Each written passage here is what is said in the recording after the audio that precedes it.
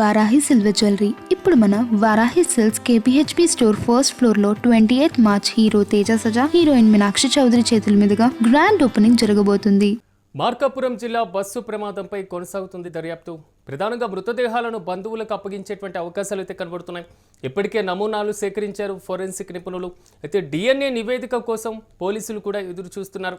DNA నివేదిక రాగానే బంధువులకు మృతదేహాలు అప్పగించేటువంటి అవకాశాలు అయితే చాలా స్పష్టంగా కనబడుతున్నాయి. ఇక గురువారం మార్కాపురంలో ఘోర రోడ్డు ప్రమాదం చోటు చేసుకుంది. ఈ నేపథ్యంలో 13 మంది సజీవ దహనమయ్యారు. 22 మందికి తీవ్రమైనటువంటి గాయాలైనటువంటి పరిస్థితులు కనబడుతున్నాయి. అయితే 13 మందికి సజీవ దహనమైనటువంటి వారి యొక్క మృతదేహాలు గుర్తుపట్టలేని విధంగా కూడా ఉన్నటువంటి పరిస్థితి. ఈ నేపథ్యంలో డిఎన్ఏ టెస్ట్లో వచ్చినటువంటి నివేదిక ఆధారంగా వారి యొక్క కుటుంబ సభ్యులకు కూడా అప్పగించేటువంటి అవకాశాలు అయితే చాలా స్పష్టంగా కనబడుతున్నాయి. ఇక ఇదే అంశానికి సంబంధించి మరింత సమాచారం మా ప్రతినిధి లక్ష్మీనారాయణ అందిస్తారు. లక్ష్మీనారాయణ చెప్పిన నిన్న మార్కాపురానికి సంబంధించినటువంటి అంశం మాత్రం కొంతవరకు కలకలం రేపింది. సో మృతదేహాల అప్పగింత ప్రాసెస్ ఇంకా ఎంత లేట్ అయ్యేటువంటి అవకాశాలు కనబడుతున్నాయి? పూర్తి డీటెయిల్స్ ఏంటి? ప్రధానంగా నిన్న మార్కాపురంలో చోటు చేసుకున్న ఘోర ప్రమాదం చాలా కుటుంబాల్లో విషాదాన్ని నింపింది. 13 మంది ఈ ప్రమాదంలో సజీవ దహనం అవ్వడం జరిగింది. వారిలో చాలా మంది చాలా దారుణ స్థితిలో దగ్ధమయ్యారు. కొంతమందిని అయితే ఎటు గుర్తుపట్టలేని పరిస్థితిగా ఉంది. దీంతో పోలీసులు అధికారులు కూడా డిఎన్ఏ టెస్ట్ నిర్వహించిన తర్వాత మాత్రమే బాడీలను బంధువులకు అప్పగించే ప్రయత్నాల్లో ఉన్నారు. ఉదయం కూడా మనం మార్కాపురం జిల్లా అధికారులను సంప్రదించడం జరిగింది. ప్రస్తుతం డిఎన్ఏ రిపోర్టులు తీసుకున్నాము. కొంతమంది రక్త సంబంధీకుల నుంచి వారి రక్తాన్ని కూడా సేకరించి టెస్టులకు పంపించాము. అది రావడానికి కొంచెం టైం పడుతుందని చెప్పి అధికారులు చెప్తున్నారు. దీంతో పాటుగా వాళ్ళు చెప్తుంది ఏంటంటే, మేము ఇప్పటి వరకు మిగిలిన వాళ్ళు ఎవరు మరణించలేదు, అందరినీ వివిధ ప్రభుత్వ ఆసుపత్రిలో జాయిన్ చేశాము. సుమారు ఒక 16 మంది వరకు ఒంగోలు రిమ్స్కు తరలించాము. మెరుగైన వైద్యం అందిస్తున్నాము. ఈ బాధిత కుటుంబాలు ఎవరైతే మరణించారో వారిని మాత్రం డిఎన్ఏ పరీక్షలు వచ్చిన తర్వాత మాత్రమే మేము మృతదేహాలు అప్పగించగలం అంటారు. దానికి ఎంత టైం పడుతుంది అనేది మాత్రం అది మాకు 1 or 2 days అని చెప్పి వాళ్ళు చెప్తున్నారు. కానీ లక్ష్మీనారాయణ బంధువులు కూడా వెయిట్ చేస్తున్నటువంటి నేపథ్యంలో సాధారణంగా ప్రాసెస్ ఎంత తీసుకునేటువంటి పరిస్థితులు ఉండొచ్చు ఒక్కొక్కరి డిఎన్ఏ నివేదిక రావడానికి? టెక్నికల్ గా ఇక్కడ ప్రస్తుతము ప్రకాశం జిల్లాలో కానీ ఇక్కడ ఎక్కడ డిఎన్ఏ పరీక్షలు అంటే డిఎన్ఏ పరీక్ష కోసం రక్త సేకరణ నమూనాలు సేకరించడం అట్లాంటి వైద్యం చేస్తారు. అలాంటి టీం మాత్రం నిన్న వచ్చింది. కాబట్టి ఆ పరీక్షలు అయితే ఇక్కడ పరికరాలు కానీ ఆ టెక్నాలజీ కానీ ఆ నిపుణులు కానీ ప్రకాశం జిల్లాలో లేదు. నాకు తెలిసినంత వరకు వైజాగ్ లేదా తిరుపతి పంపించడం జరుగుతుందని ఇక్కడ అధికారులు చెప్తున్నారు. కనీసం ఒక 2-3 రోజులు టైం అయితే పడుతుంది ప్రస్తుతానికి. ఎందుకంటే వాళ్ళు ఇప్పుడు ఎలాగో ప్రాణాలు కోల్పోయిన వారికి సంబంధించి మన డిఎన్ఏ పరీక్ష పంపించాము. అది రాగానే వాళ్ళకి అప్పగించామని చెప్పి అధికారులు భావిస్తున్నారు. దీంతో పాటుగా ఇప్పుడు కొంతమంది గాయపడి ఉన్నారు. గాయపడిన వారిలో ఎవరు మరో వ్యక్తి ప్రాణం పోకూడదని చెప్పి ఆ దిశగా కూడా చర్యలు తీసుకున్నారు. దీనికి డిఎన్ఏ టెస్ట్ పరీక్షల వల్ల కొంచెం టైం పట్టే అవకాశం, దీనిపై స్పష్టంగా ఎవరు చెప్పలేకపోతున్నారు.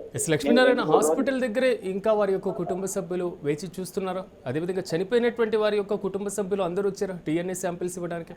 ఇంకా ఏమైనా బ్యాలెన్స్ ఉండేటువంటి పరిస్థితి ఏమైనా కనబడుతుంది అక్కడ? నిన్న బస్సు ప్రమాదంలో మరణించిన 13 మంది మృతదేహాలు అన్ని మార్కాపురం ప్రభుత్వ ఆసుపత్రిలో ఉన్నాయి. బంధువులు కూడా అక్కడే వేచి ఉన్నారు. వాళ్ళలో కొంతమంది పెద్దవాళ్ళు ఉన్నారు, చిన్నపిల్లలు కూడా ఉన్నారు. కొన్ని కుటుంబాల్లో అయితే కంప్లీట్ గా 2-3 చనిపోయి కేవలం ఒకే వ్యక్తి మిగిలి ఉన్న పరిస్థితి కూడా ఉంది. వాళ్ళైతే ప్రస్తుతం మార్కాపురం ప్రభుత్వ ఆసుపత్రి దగ్గరే వేచి ఉన్నారు. వాళ్ళు ఏంటంటే ప్రభుత్వ అధికారులు సంపాదిస్తున్నా మీరేమో అధైర్యపడద్దు, మేము మీకైతే మాత్రం కొంతమంది బాడీలు అయితే తెలిసినాయి వాళ్ళు ఎవరు ఏంటి అనేది. అలాంటి వారికి అయితే ఈరోజు సాయంత్రం లోపు అప్పగిస్తామని అంటున్నారు. అంటే డిఎన్ఏ పరీక్ష అవసరం లేకుండా మిగిలిన వాళ్ళు మాత్రం అంటే గుర్తుపట్టడానికి ఎట్టి పరిస్థితుల్లో శరీరాలకు సంబంధించి మాత్రం ఖచ్చితంగా డిఎన్ఏ పరీక్ష జరిపి మాత్రమే మేము ఇవ్వగలము. అలా ఇవ్వటం మాత్రమే మాకు పైనుంచి ఆదేశాలు ఉన్నాయని చెప్పి ఇక్కడ జిల్లా కలెక్టర్ గారు, నేను జాయింట్ కలెక్టర్ కల్పన కుమార్ గారు కూడా ఒంగోలు రిమ్స్ హాస్పిటల్ సంప్రదించడం జరిగింది. అప్పుడు కూడా యూటీ తరఫున ఆమె అడగడం జరిగింది. కానీ వీళ్ళు చాలా మంది బంధువులు బాధల్లో ఉన్నారు, వాళ్ళకి ఉద్దేశాలు ఎప్పుడు అప్పగిస్తారు అంటే డిఎన్ఏ పరీక్ష నిర్వహించిన తర్వాత మాత్రమే అప్పగించమని మాకు ఆదేశాలు ఉన్నాయి. ఎందుకంటే వాళ్ళకి బాధిత కుటుంబాలకు పరిహారం కూడా అందించాల్సిన బాధ్యత ప్రభుత్వం పైన ఉంది. సరైన మృతదేహాన్ని వేరొకరికి పొరపాటును అప్పగించామంటే తర్వాత వివాదానికి దారితీస్తుంది. అందువల్ల మేము అన్ని జాగ్రత్తలు తీసుకొని డిఎన్ఏ టెస్ట్ పరీక్ష రిజల్ట్స్ వచ్చిన తర్వాత మాత్రమే మృతదేహాన్ని అప్పగిస్తామని చెప్పి వాళ్ళు వెల్లడిస్తున్నారు. లక్ష్మీనారాయణ, గాయపడినటువంటి వారి పరిస్థితి ఏ విధంగా ఉంది? వారికి ఎలాంటి చికిత్సను అందిస్తున్నారు? ప్రస్తుతానికైతే మార్కాపురం ప్రభుత్వ ఆసుపత్రిలో అంటే నామినల్ గా కొంచెం చిన్న చిన్న గాయాలు, చేతులు కాళ్ళు అంటే ఎక్కువగా కాకుండా కొంతవరకు మాత్రమే కాలిన వాళ్ళని మార్కాపురం ప్రభుత్వ ఆసుపత్రిలో ఉంచారు. నిన్న ఒంగోలు విమ్స్ ఆసుపత్రికి 16 మంది పేషెంట్స్ తీసుకొని రావడం జరిగింది. వాళ్ళు ఒక ఇద్దరికి అయితే స్పైనల్ అంటే వెన్నెముక ప్రాంతంలో కొంచెం ఇబ్బంది, అంటే కొంచెం స్పైనల్ గాయాలు కావడం అట్లాంటి జరిగింది. వాళ్ళు ఒక ఇద్దరికైతే మాత్రం ఆపరేషన్ చేసి వాళ్ళని ఒక ప్రత్యేక వార్డులో ఉంచారు.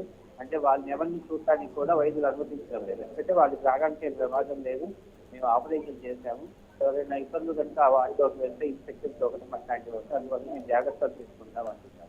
ఒక 3 మాత్రం అయితే డిశ్చార్జ్ చేశారు ఒంగోలు హాస్పిటల్. ఇంట్లో ఒక 12 మంది వరకు మాత్రం ఇక్కడ చికిత్స పొందుతున్నారు. వాళ్ళలో కొంతమంది కాలిన గాయాలు ఉన్నాయి, కొంచెం వెన్నెముక ప్రాంతంలో దెబ్బ తగిలి వాళ్ళకి చిన్న మైనర్ ఆపరేషన్ చేయాల్సిన వాళ్ళు ఉన్నారు. అలాంటి వాళ్ళు మాత్రం ప్రస్తుతం ఒంగోలు విమ్స్ హాస్పిటల్లో ఉన్నారు. Right Lakshminarayana, thank you. మొత్తం మీద మార్కాపురం జిల్లా బస్సు ప్రమాదం పైన ఇంకా దర్యాప్తు కొనసాగుతూనే ఉంది. ప్రధానంగా మృతదేహాలను బంధువులకు అప్పగించేటువంటి ప్రక్రియ మాత్రం చేపడుతున్నారు. ఇప్పటికే నమూనాలను కూడా సేకరించారు ఫోరెన్సిక్ నిపుణులు. అయితే డిఎన్ఏ నివేదిక ఆధారంగా కూడా పోలీసులు మృతదేహాలను అప్పగించేటువంటి అవకాశాలు అయితే చాలా స్పష్టంగా కనబడుతున్నాయి.